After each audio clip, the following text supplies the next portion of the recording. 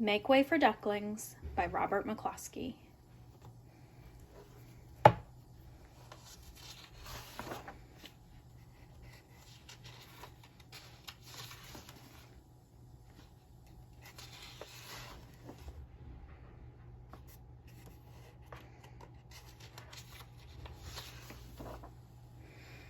Mr. and Mrs. Mallard were looking for a place to live, but every time Mr. Mallard saw what looked like a nice place, Mrs. Mallard said it was no good.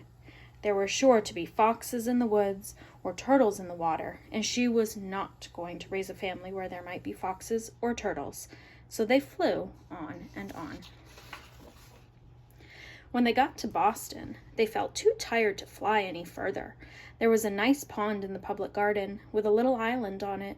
The very place to spend the night, quacked Mr. Mallard, so down they flapped. Next morning they fished for their breakfast in the mud at the bottom of the pond, but they didn't find much. Just as they were getting ready to start on their way, a strange, enormous bird came by. It was pushing a boat full of people, and there was a man sitting on its back. "Good morning," quacked Mr. Mallard, being polite. The big bird was too proud to answer, but the people on the boat threw peanuts into the water, so the Mallards followed them all round the pond and got another breakfast, better than the first. "I like this place," said Mrs. Mallard, as they climbed out onto the bank and waddled along. "Why don't we build a nest and raise our ducklings right in this pond? There are no foxes and no turtles, and the people feed us peanuts. What could be better?" "Good," said Mr. Mallard, delighted that at last Mrs. Mallard had found a place that suited her. "But—" "Look out," squawked Mrs. Mallard, all of a dither. "You'll get run over." And when she got her breath, she added, "This is no place for babies. With all those horrid things rushing about, we'll have to look somewhere else." So they flew over Beacon Hill and round the State House, but there was no place there. They looked in Louisburg Square, but there was no water to swim in. Then they flew over the Charles River. "This is better," quacked Mr. Mallard. "That island looks like a nice quiet place to live, and it's only a little way from the public garden." "Yes," said Mrs. Mallard, remembering the peanuts, "that looks like just the right place to hatch ducklings." So they chose a cozy spot among the bushes near the water and settled down to build their nest, and only just in time, for now they were beginning to molt. All their old wing feathers started to drop out, and they would not be able to fly again until the new ones grew in. But of course they could swim, and one day they swam over to the park on the riverbank, and there they met a policeman called Michael. Michael fed them peanuts, and after that the Mallards called on Michael every day. After Mrs. Mallard had laid 8 eggs in the nest, she couldn't go visit Michael anymore because she had to sit on the eggs to keep them warm. She moved off the nest only to get a drink of water or to have her lunch or to count the eggs to make sure they were all there. One day the ducklings hatched out. First came Jack, then Cack, then Lack, then Mack and Knack, and Whack, and Pack, and Quack. Mr. and Mrs. Mallard were bursting with pride. It was a great responsibility taking care of so many ducklings, and it kept them very busy. One day, Mr. Mallard decided he'd like to take a trip to see what the rest of the river was like further on. So off he set. "I'll meet you in a week in the public garden," he quacked over his shoulder. "Take good care of the ducklings." "Don't you worry," said Mrs. Mallard. "I know all about bringing up children." And she did.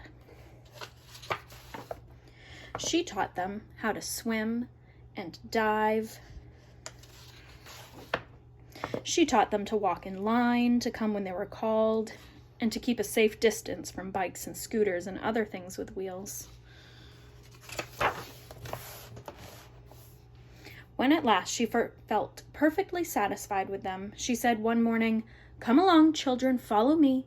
Before you could wink an eyelash, Jack Cack, Lack Mack, Knack Whack, Pack and Quack fell into line just as they had been taught.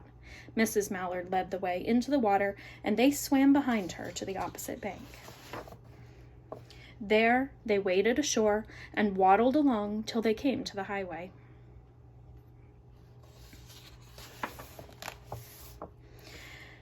Mrs. Mallard stepped out to cross the road. Honk, honk, went the horns on the speeding cars. Quack, quack, went Mrs. Mallard as she tumbled back again.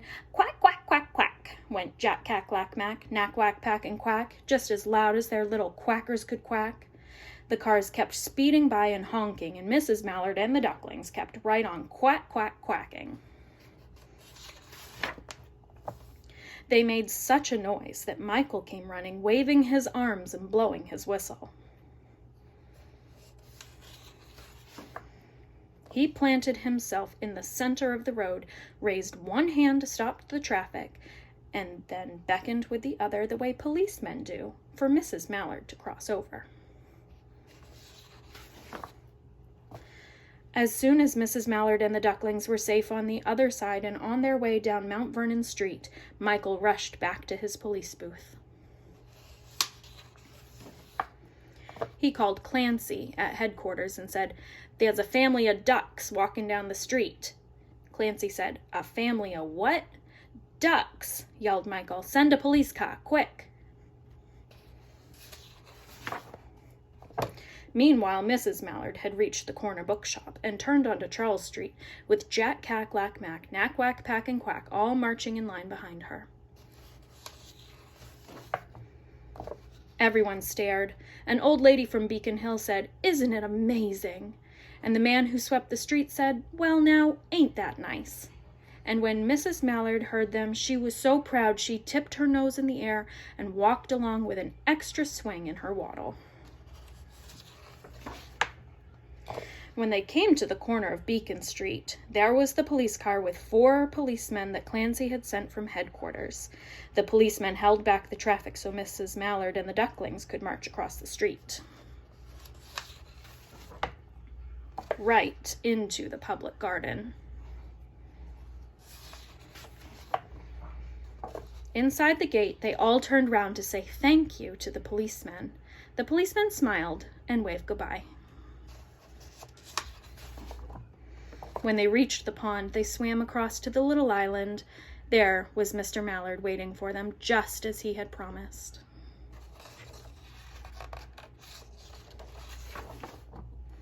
The Ducklings liked the new island so much that they decided to live there. All day long they follow the swan boats and eat peanuts. And when night falls, they swim to their little island and go to sleep.